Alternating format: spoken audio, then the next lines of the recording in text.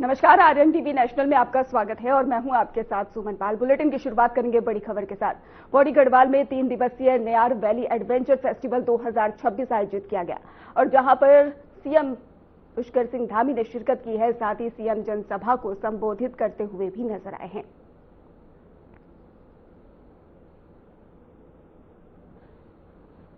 मची होगी। मैं आप सभी को रंगों के पर्व होली की भी आप सबको मैं बहुत बधाई देता हूं, बहुत शुभकामनाएं देता हूं कि ये होली का त्योहार रंगों की तरह आपके जीवन में सुखियों के, समृद्धि के, खुशियों के हर प्रकार के रंग आपके जीवन में आपको मिले।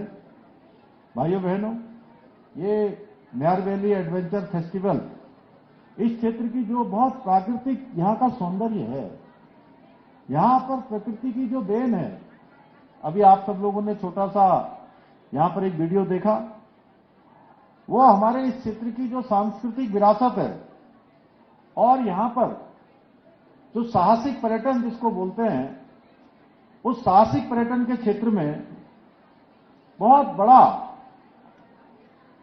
एक संभावनाएं हैं, बड़ी संभावनाएं हैं, बहुत बड़ा पोटेंशियल है कि आने वाले समय में ये विश्व के मानचित्र पर इसको स्थापित करने का एक बड़ा माध्यम इस प्रकार का ये महोत्सव करेगा। और मुझे बताया गया है कि इन 3 दिनों के महोत्सव में अनेक कार्यक्रम होने वाले हैं। अभी मैं देख रहा था कि दूर दूर से, पंचेश्वर से, देहरादून से, टिहरी से, पौड़ी के अनेक स्थानों से यहां पर एंगलिंग करने वाले लोग आए हुए हैं, जो फिश एंगलिंग करते हैं। इसी प्रकार से साइकिलिंग करने वाले लोग अनेक स्थानों से। एक बेटी तो मध्य प्रदेश से आई थी, मैं सबसे पूछ रहा था कहां से आए हो। अलग अलग स्थानों से, कोई पिथौरागढ़ से आया है, कोई हमारे देहरादून से आया है, अनेक उत्तराखंड के अलावा बाहर से भी लोग आए हैं। एक तिब्बत के रहने वालों ने भी जो है इस साइकिलिंग प्रतियोगिता में भाग लिया है। और यहां पर राफ्टिंग होगी, कैकिंग होगी, ट्रैकिंग होगी, पैराग्लाइडिंग, माउंटेन बाइकिंग जैसी अनेक जो गतिविधियां हैं, उन सभी गतिविधियों का यहां पर आयोजन किया जा रहा है। इसके साथ ही अब महोत्सव है, उत्सव है, तो रंगारंग कार्यक्रम भी यहां पर उसकी भी व्यवस्था की गई है, जो इस महोत्सव को और शानदार बनाएंगे। इस महोत्सव में चार लगाने का काम करेंगे और एंगलिंग के माध्यम से हमारी जो समृद्ध जैव विविधता की प्रतीक है, हमारे यहां की मछली महासीर के संरक्षण को बढ़ावा देने का भी प्रयास किया जा रहा है। इसके अलावा अनेक प्रकार के यहां पर स्टॉल लगे हुए, प्रदर्शनी लगी है। उन प्रदर्शनियों में हस्तशिल्प है, हमारे पारंपरिक रूप से जो हमको विरासत में खान पान मिला है, जो शरीर के हष्टपुष्ट होने की दृष्टि से भी, पौष्टिकता की दृष्टि से भी, और मैं कहूं औषधियों की दृष्टि से भी, शरीर को स्वस्थ रखने की दृष्टि से भी बहुत महत्वपूर्ण है। ऐसे जो हमारे पारंपरिक व्यंजन हैं, उन सभी व्यंजनों को भी यहां पर दर्शाया गया है। मुझे पूरा विश्वास है कि ये फेस्टिवल यहां की जो इस नयार घाटी की, और जब एक बार मैं अभी सतपुली झील का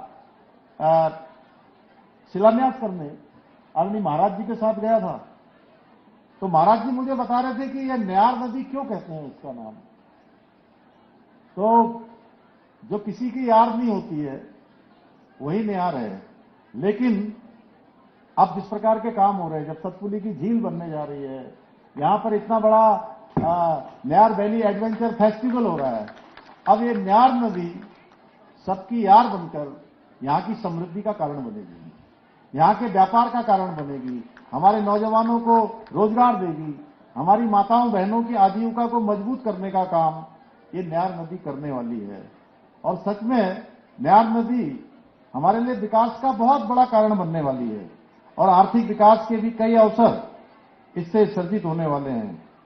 भाइयों बहनों, ये नयार घाटी को प्रकृति की अनुपम देन है और यहां की कल कल बहती निर्मल धाराएं, हरियाली से आच्छादित यहाँ के हमारे वन, रोमांच से भरपूर पर्वतीय मार्ग, जिसके बारे में अभी हमारे पौड़ी जी बता रहे थे कि उसको एनएच से जोड़ना है, और आदरणीय महाराज जी ने बहुत विस्तार से इतने सारे काम हो गए। मैं समझता हूं कि चूंकि समय की सीमा थी, अन्यथा महाराज जी बहुत देर तक भी बोलते रहते, तो यहां के कामों की एक लंबी श्रृंखला है। और इस क्षेत्र में चारों ओर फैली मनमोहक प्राकृतिक छटा सच में इस क्षेत्र को बहुत अद्वितीय बनाती है, और प्रकृति ने इस क्षेत्र को साहस और सौंदर्य का अनमोल संगम प्रदान किया है। और यही कारण है कि जिसके लिए पहले हमारे पौरी जी ने कहा कि यहां पर कोई कोई इंस्टीट्यूट होना चाहिए, कोई प्रशिक्षण का संस्थान होना चाहिए, और फिर महाराज जी ने भी कहा। तो जब यहाँ के माननीय विधायक जी और ऊपर से महाराज जी अगर ये कह रहे हो कि भाई इस क्षेत्र में ये काम होना चाहिए, जो इस क्षेत्र के नौजवानों के लिए, युवाओं के लिए निश्चित रूप से आगे बढ़ने का बहुत बड़ा कारण बनने वाला है, तो कोई कारण नहीं हो सकता है कि उसको सरकार न बनाए। हम जो है उसमें बिल्कुल उसको जो है बढ़ाएंगे और नौजवान युवाओं को आगे बढ़ाने के लिए काम करेंगे। भाइयों बहनों, इसके साथ साथ हमारी सरकार द्वारा यहां अनेक विकास की परियोजना। तो देहरादून से एक और अपडेट सामने आ रही है, जहां पर सीएम धामी कैबिनेट की अहम बैठक, और जहां पर आपको बता दें कि सीएम धामी की अध्यक्षता में बैठक हुई है। बैठक में कई महत्वपूर्ण मुद्दों पर चर्चा भी की गई है। कुल 32 विषयों पर यह विशेष चर्चा की गई है। 28 प्रस्तावों पर कैबिनेट ने मुहर लगाई है। तो बजट को लेकर ये मंत्रिमंडल नीति मंजूरी, और इसी बार ही बजट में 10% की बढ़ोतरी, 1.11 लाख करोड़ रुपए का बजट होगा पेश। तो बड़ी जानकारी, जहां पर सीएम धामी की अध्यक्षता में अहम बैठक, कई मुद्दों को लेकर चर्चा की गई। तो बड़ी अपडेट सामने आ रही है, जहां पर देहरादून से खबर है, कैबिनेट बैठक और सीएम धामी की अध्यक्षता में यह अहम बैठक की गई है। बजट को लेकर मंत्रिमंडल से मंजूरी मिली है, और इस बार बजट में ही 10% की बढ़ोतरी। तो बड़ी जानकारी सामने आ रही है देहरादून से, जहां पर बजट को लेकर अहम बातचीत चर्चा की गई। बजट को मंत्रिमंडल से मंजूरी भी मिली, और इस बार बजट में 10% की बढ़ोतरी, 1.11 लाख करोड़ रुपए बजट को लेकर मंजूरी।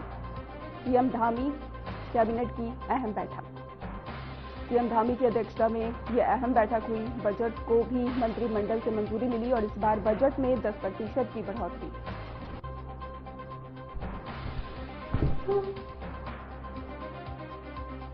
यह अहम बैठक, और सीएम धामी की अध्यक्षता में यह अहम बैठक हुई है। बजट को भी मंत्रिमंडल से मंजूरी मिली है, और इस बार बजट में 10% की बढ़ोतरी, 1.11 लाख करोड़ रुपए की मंजूरी। बड़ी जानकारी सामने आ रही है देहरादून से, जहां पर बजट को भी मंत्रिमंडल से मंजूरी मिली है, और इसी के साथ इस बार बजट में 10% की बढ़ोतरी भी हुई है। 1.11 लाख बजट को लेकर यहां पर चर्चा हुई है, राशि को लेकर।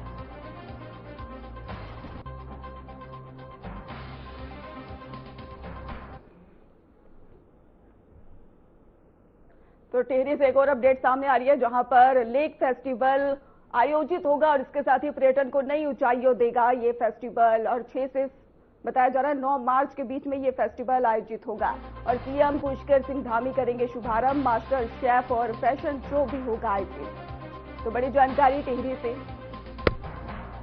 जहां पर लोक फेस्टिवल आयोजित होगा, और इसके साथ ही पर्यटन को नई ऊंचाइयां देगा ये फेस्टिवल। बड़ी जानकारी सामने आई, 6 से 9 मार्च के बीच में फेस्टिवल आयोजित होगा।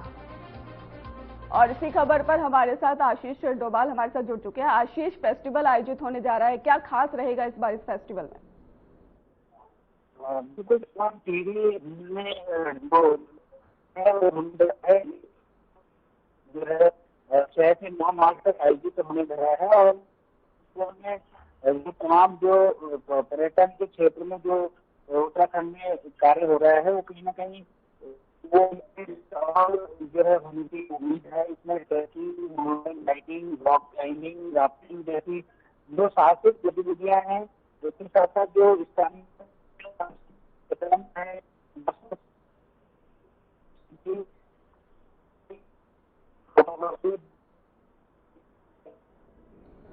आशीष, बहुत बहुत धन्यवाद आपका हमारे साथ जुड़ने के लिए, हम जानकारी देने के लिए।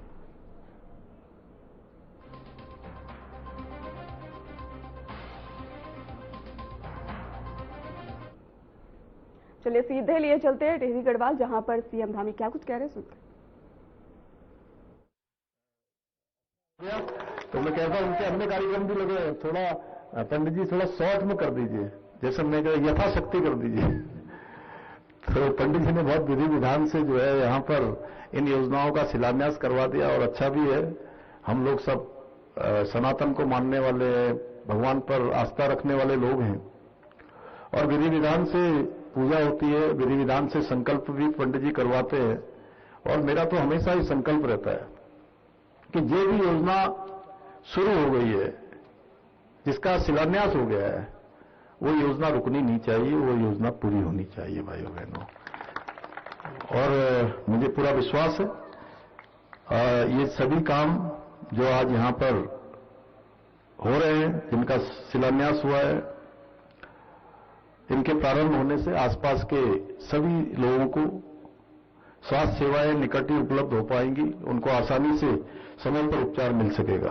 भाइयों बहनों, हम सभी जानते हैं हमारा पूरा क्षेत्र, पूरा प्रदेश बहुत ही विषम भौगोलिक परिस्थितियों का है, दुर्गम पहाड़ियों का है, और इसकी भौगोलिक परिस्थितियों के कारण से हमने लंबे समय तक संसाधनों की कमी देखी है, उपेक्षा देखी है, और लंबे समय तक यहां पर उपेक्षाएं रही हैं। यहां का जो बुनियादी सुविधाएं हैं उनका अभाव रहा है, चाहे वो सड़क हो, स्वास्थ्य हो, बिजली हो, शिक्षा हो, संचार हो। इसके लिए लंबा संघर्ष यहां करना पड़ा है। और जब किसी मां को रात में अंधेरे में बीमार बच्चे को लेकर अपने घर से दूर जाना पड़ता है, पहाड़ से नीचे उतरना पड़ता है, तो विकास का कमी का दर्द अधिक महसूस होता है। और हम उसी पीड़ा को समाप्त करने का प्रयास कर रहे हैं। मैंने भी इन सबको बहुत नजदीक से देखा है, और मैं जब आ रहा था, मैं सोच रहा था कि मैं बहुत बचपन की बात बताऊं आपको। मुझे लगता है कि मेरी उम्र 4 या 5 साल की रही होगी। मेरी मां का मायका लगभग 12 घंटे चलने के बाद पैदल अपने मायके पहुंचती थी। मेरे मामा के घर, मेरे नाना के यहां, और मैं 4 या 5 साल का होऊंगा तो मैं भी मां के पीछे पीछे पीछे पीछे जा रहा था।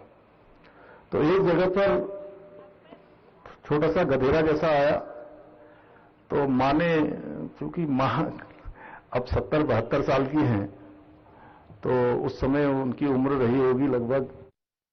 करते खबरों की ओर, जहां पर हरिद्वार में महाकुंभ 2027 की तैयारियों को लेकर सीसीआर भवन में उच्च स्तरीय बैठक आयोजित हुई। बैठक में कुंभ मेला अधिकारी सोनिका और वरिष्ठ प्रशासनिक अधिकारी और अखाड़ा परिषद के संत मौजूद रहे।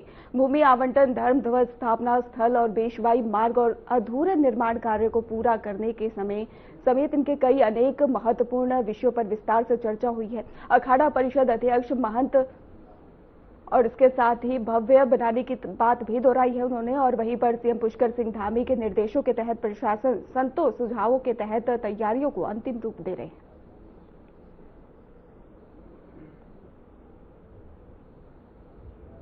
कहना चाहूंगा कि हमारे श्री में दुर्गा दास जी महाराज है, मेरी उनसे वार्ता हुई थी। उन्होंने कहा महाराज जी मेरी तबीयत ठीक नहीं है, मैं प्रयागराज में हूँ। ऐसे कई महात्माओं की अपनी अपनी दिक्कत थी, इसलिए वो नहीं आ पाए। और जो आने वाला जो समय, जो आने वाली जो मीटिंग होगी, उसमें सभी संत महात्मा उपस्थित होंगे। देखिए आज आपने देखा सभी अखाड़े बैठे।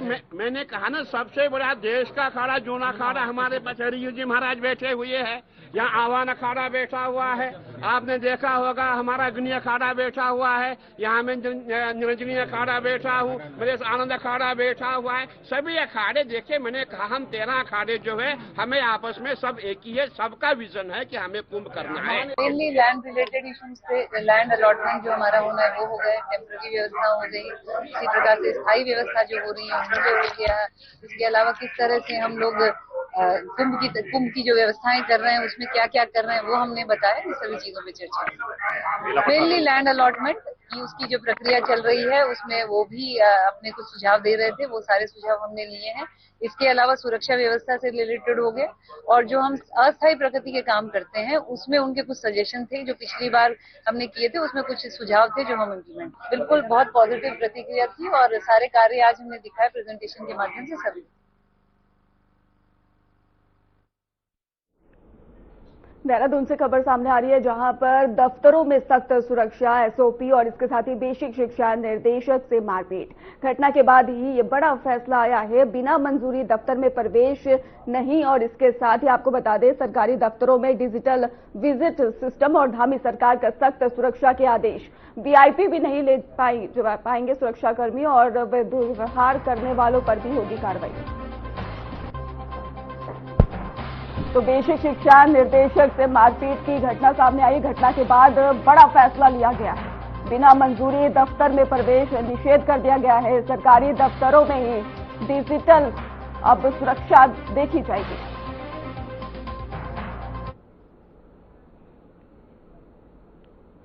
फिलहाल खास बुलेटिन में बस इतना ही। आप देखते रहिए RNTV नेशनल।